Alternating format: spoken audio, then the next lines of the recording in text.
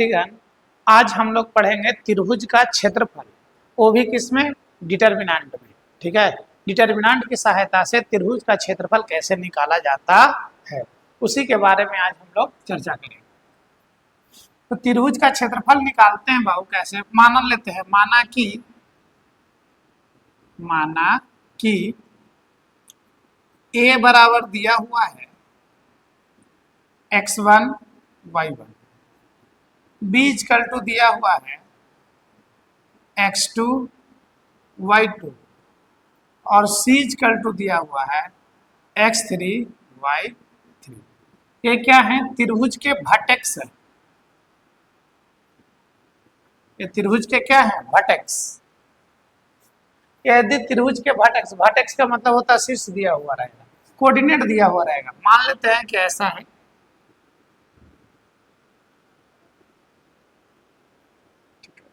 ये आपका ए है, ये बी है, ये क्या है, सी है। ये जो दिया हुआ है x1 है और y1 है, बी का कोऑर्डिनेट दिया हुआ है x2 और y2 और सी का कोऑर्डिनेट दिया हुआ है x3 और y3। ठीक है, अब आपसे पूछता है कि त्रिभुज का क्षेत्रफल बताओ। तो यहां से आप निकालेंगे बाबू त्रिभुज का क्षेत्रफल। तो त्रिभुज का क्षेत्रफल लिखने के लिए लिखा जाएगा 1/2 और डिटर्मिनेंट की सहायता से जब हम लोग निकालते हैं तो लिखा जाएगा ऐसा, डिटर्मिनेंट का साइन बनाएंगे। यहाँ हो जाएगा x1, यहाँ हो जाएगा y1, यहाँ हो जाएगा x2 y2 x3 y3 और जो थर्ड पोजीशन नहीं रहेगा उसको हम लोग मान लेते हैं क्या, 1 1 और 1। यही कहलाता है त्रिभुज का क्षेत्रफल। लिखने का ये तरीका है। और जब त्रिभुज का क्षेत्रफल ऐसे चलते हैं तो किसी से आप एक्सपेंड कर दो। मान लेते हैं कि R1 से चलोगे तो लिखेंगे R1 से विस्तार करने पर,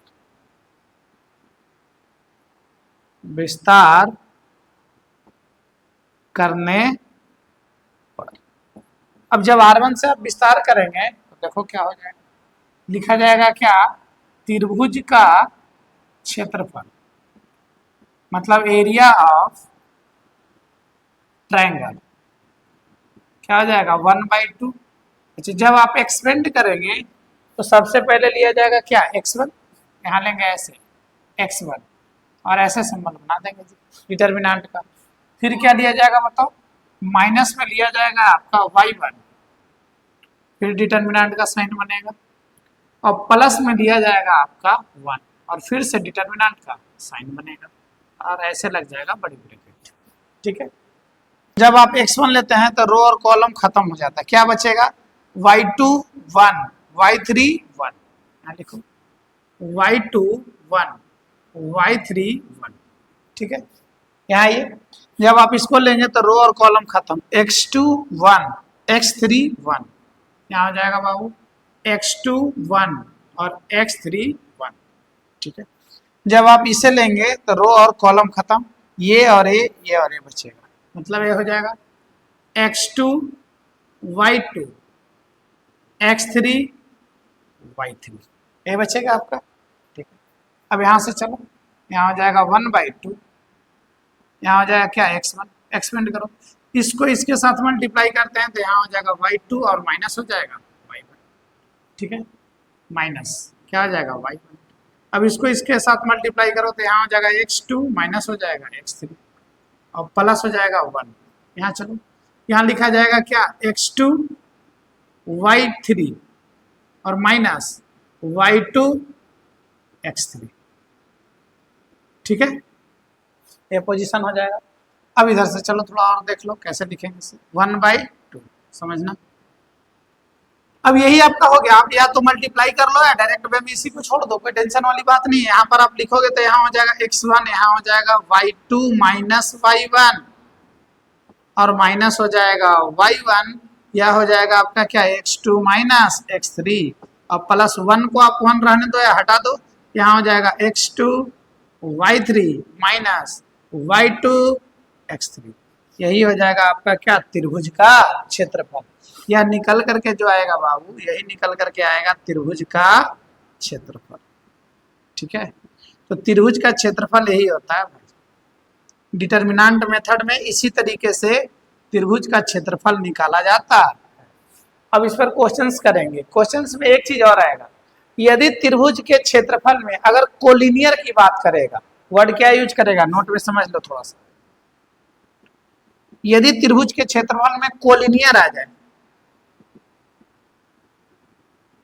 कोलिनियर का मतलब होता है संरेख।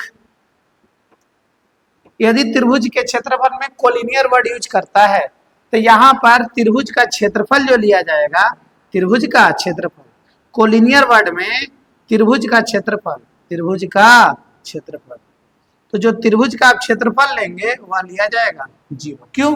क्योंकि संरेख होता है, 3 बिंदु रहेगा तो एक बिंदु ये हो जाएगा, दूसरा ये पॉइंट हो जाएगा और तीसरा ये पॉइंट हो जाएगा।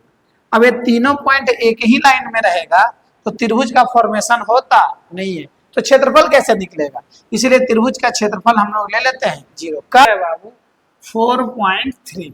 ठीक है, पहले पूछ रहा है find the area of triangle, त्रिभुज का क्षेत्रफल निकालना है। तो त्रिभुज का क्षेत्रफल जब आप निकालेंगे तो लिखेंगे क्या? त्रिभुज का क्षेत्रफल, एरिया ऑफ ट्रायंगल 1 बाई क्या आ जाएगा 2। लिखने का तरीका क्या होता है? 1 0 6 0 4 3, 1 1 और 1, क्या ही होता है त्रिभुज का क्षेत्रफल। अब क्या करेंगे, किसी भी रो या किसी भी कॉलम से चलो, तो एक देख रहे हैं कि C2 से अगर चल लेंगे तो 2 0 मिल रहा है, तो लिखेंगे C2 से विस्तार करने पर, विस्तार करने पर मतलब expanding along with C2, C2 से चलते हैं, यहां पर माइनस होता है बाबू, तो लिखा जाएगा त्रिभुज का क्षेत्रफल 1/2 होगा। इसको आप लेंगे तो यहां हो जाएगा -3। ठीक है, क्या हो जाएगा -3। और जब आप इसे लेंगे तो रो और कॉलम खत्म हो जाएगा, बचेगा 1 1 6 और 1, यही बचेगा। अब इसका सॉल्यूशन कर लीजिए, यहाँ हो जाएगा 1/2। चलो इसको यहाँ मल्टीप्लाई करो, -3, इसको यहाँ, तो यहाँ हो जाएगा 1 माइनस क्या आ जाएगा 6।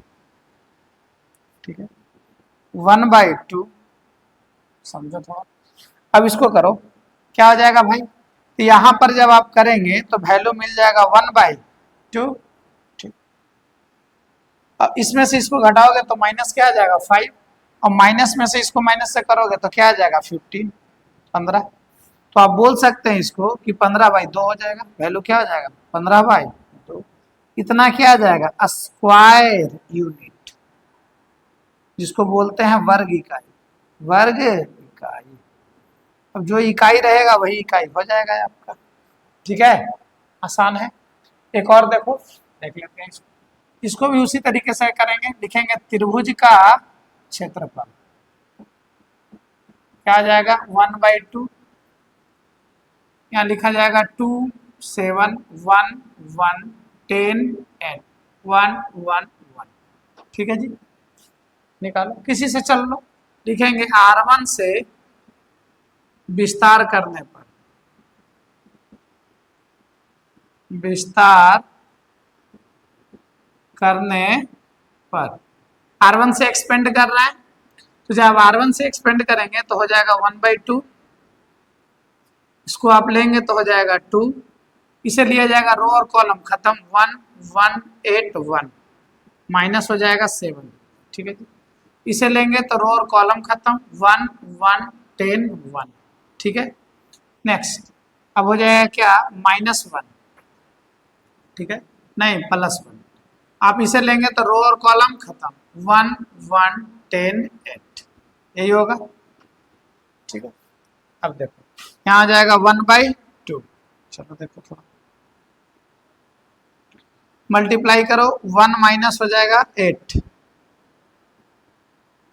माइनस हो जाएगा 7, 1 माइनस हो जाएगा 10, प्लस हो जाएगा 1, 8 माइनस हो जाएगा 10। ठीक है जी,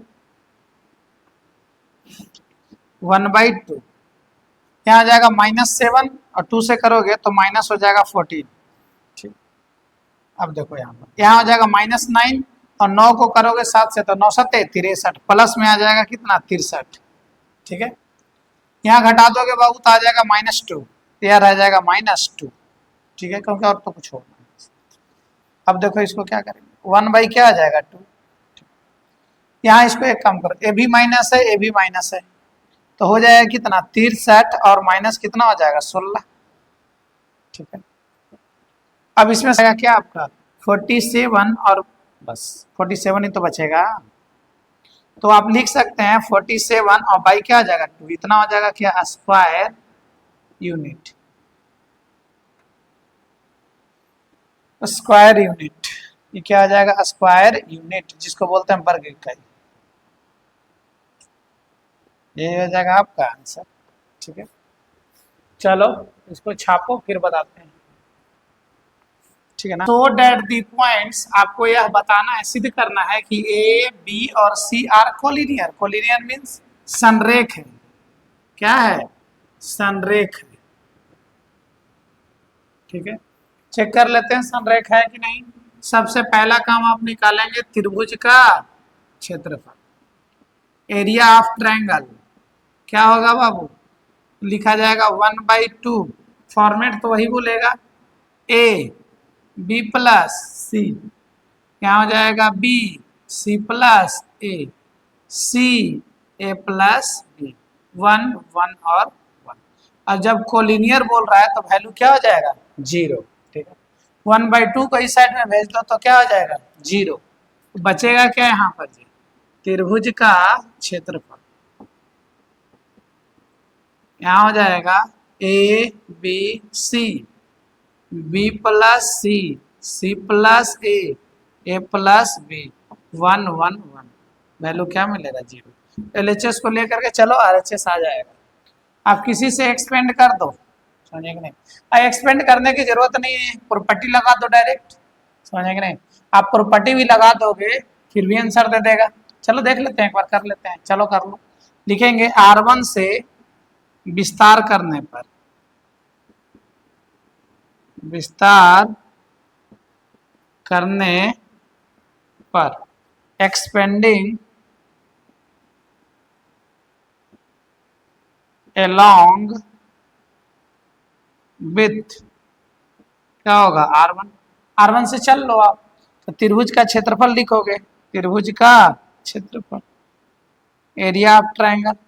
क्या हो जाएगा, आप ए लोगे, रो और कॉलम खत्म, क्या बचेगा सी प्लस ए, और क्या बचेगा 1, ए प्लस बी 1, हो गया।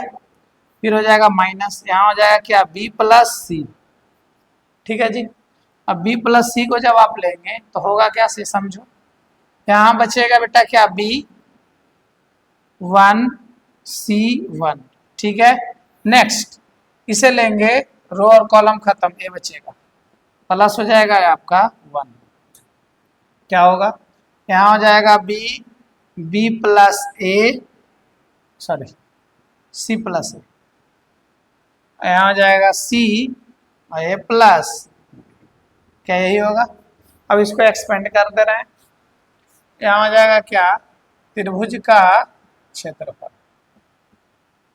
अब त्रिभुज का क्षेत्रफल देखो जी, मल्टीप्लाई करो इसको इसके साथ, इसको इसके साथ, ए यहाँ रहेगा, मल्टीप्लाई करो, क्या हो जाएगा जी सी प्लस ए माइनस, माइनस ए माइनस बी, माइनस ए और माइनस बी, हो गया। यहाँ पे आइए, माइनस में लिखा हुआ है क्या बी प्लस सी, ऐसा दिया हुआ है, इसको मल्टीप्लाई करो इसके साथ, यहाँ हो जाएगा बी और माइनस हो जाएगा सी, यहाँ हो जाएगा बी और माइनस हो जाएगा सी।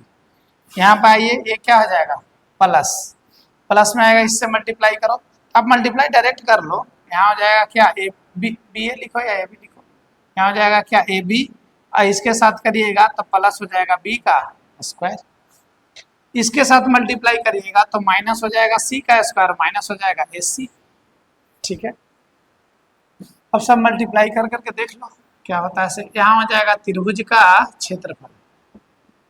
ठीक, और जब त्रिभुज का क्षेत्रफल आप देखेंगे तो क्या होगा से समझें। यहाँ क्या हो जाएगा सर, ए से ए तो कैंसिल हो जाएगा, बचेगा क्या, यहाँ बचेगा ए सी, और यहाँ बचेगा माइनस में क्या बचेगा बताओ, तो यहाँ पर माइनस में बचेगा ए बी। ठीक है, चलो यहाँ आते हैं, मल्टीप्लाई करो सर, माइनस है, माइनस आप रहने दो, पहले मल्टीप्लाई कर लो, बी में बी से करेंगे तो बी स्क्वायर हो जाएगा सर, बी में सी से करेंगे तो माइनस हो जाएगा बी सी, सी से करेंगे तो प्लस हो जाएगा क्या बी सी, इससे करेंगे तो माइनस हो जाएगा सी स्क्वायर, ये पोजीशन आएगा। ठीक, यहाँ आइए, प्लस यहाँ दिया हुआ है क्या आपका A B plus B square minus C square minus A C, ऐसा है।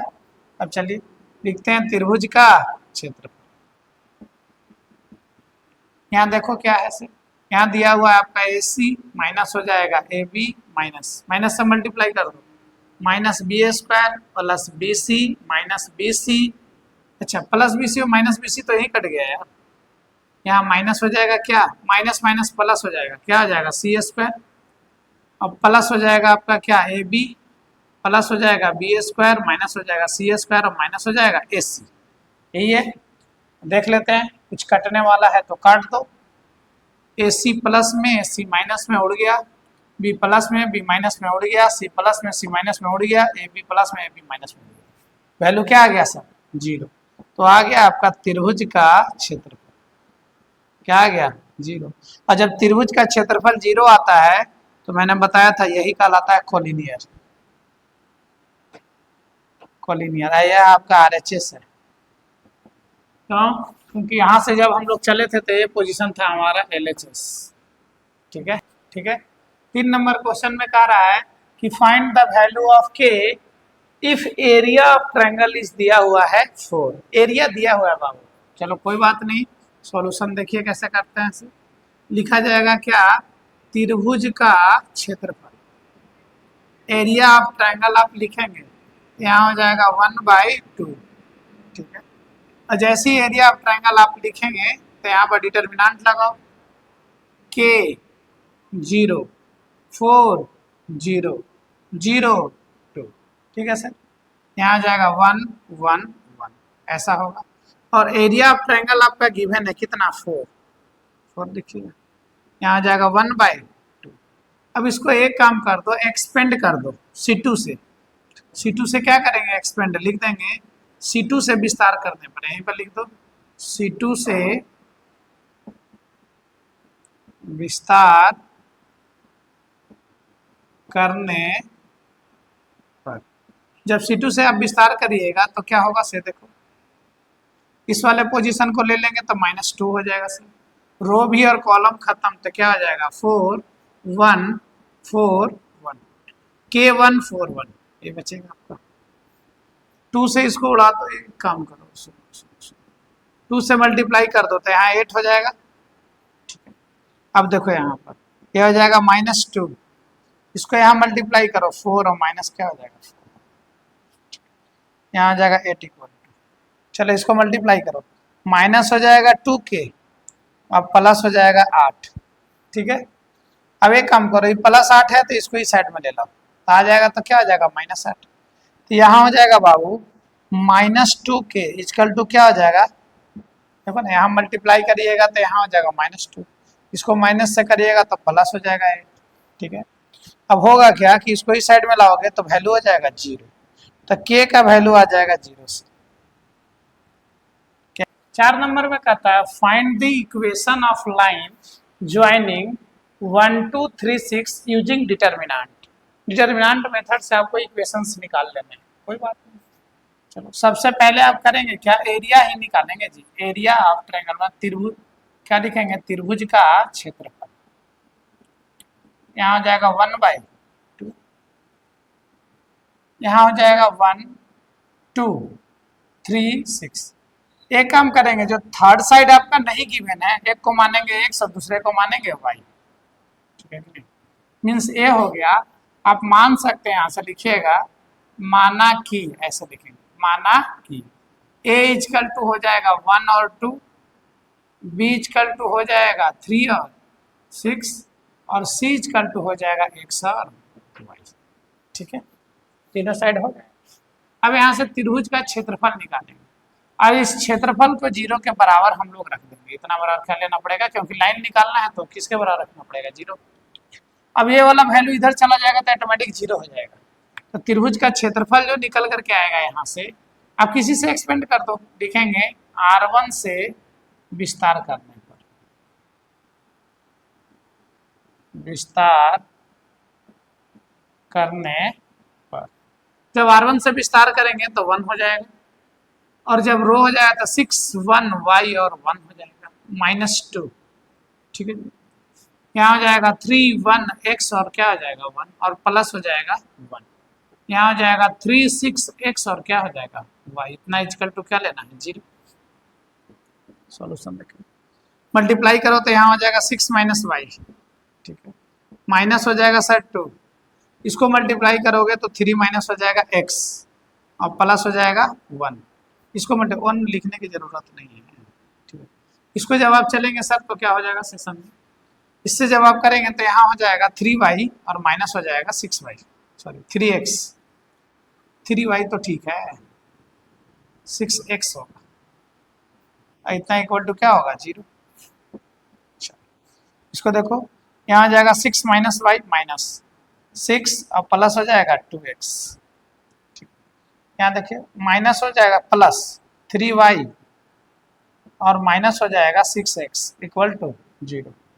अब x को x के साथ ले लो, y को y के साथ ले लो, ये भी x है, ये भी x है, ये y है, ये भी y है, ये दिया हुआ है आपका 6। तो एक काम करो, पहले x वाला को लिखो या y वाला को लिखो। 2 यहाँ हो जाएगा क्या आपका 2y, इसमें से इसको घटाओगे तो इसमें से इसको घटा दोगे तो माइनस हो जाएगा क्या 4x, ठीक है। ये 6 है, ये 6 है, दोनों एक दूसरे को क्या करेंगे कैंसिल, ठीक है, बराबर क्या आ जाएगा 0, ठीक है कि नहीं। यही आपका इक्वेशन, आप यहाँ से कॉमन निकाल लो, 2 कॉमन निकाल लोगे तो y माइनस हो जाएगा 2x बराबर क्या आ जाएगा 0। यही आपका क्या निकलेगा इक्वेशन, ठीक है कि नहीं। इक्वेशन पूछ रहा था, समीकरण बताओ, यही निकलेगा आपका समीकरण।